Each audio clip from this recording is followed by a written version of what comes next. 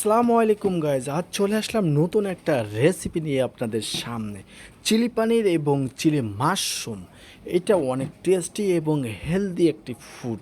তো চলুন ঘরে বসে আপনারা সহজভাবে কিভাবে তৈরি করবেন। তো আপনারা সবাই সাথে থাকুন, পুরো ভিডিওটা আজ আপনাদের দেখাবো। এটা নিয়ে নেবেন কর্নফ্লাওয়ার আর ময়দা, সাথে অ্যাড করবেন চিলি পাউডার এবং সল্ট।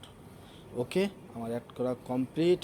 নিয়ে নেবেন পানির, ভালোভাবে মিশ্রণ করে আপনারা দিয়ে দেবেন পর্যাপ্ত পরিমাণ গরম তেলে ফ্রাই করবেন। ওকে, অলমোস্ট আমার মাঝামাঝি ফ্রাই করা কমপ্লিট। এটা এক সাইডে রেখে দিয়ে এবার মাশরুম ফ্রাই করব।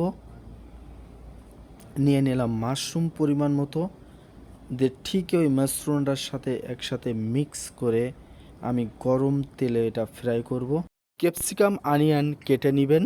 ডান, একটি ফ্রাই প্যান বসিয়ে গার্লিক সপ এবং গ্রিন চিলি পরিমাণ মতো অয়েল দিয়ে ফ্রাই করে নেবেন। ব্রাউন কালার চলে আসার পরে অল্প পরিমাণ পানি অ্যাড করবেন।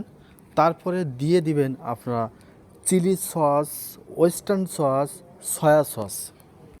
যদি আমার ভিডিওটা আপনাদের ভালো লেগে থাকে, অবশ্যই সবাই একটি লাইক এবং ফলো দিয়ে আমার পাশে থাকবেন।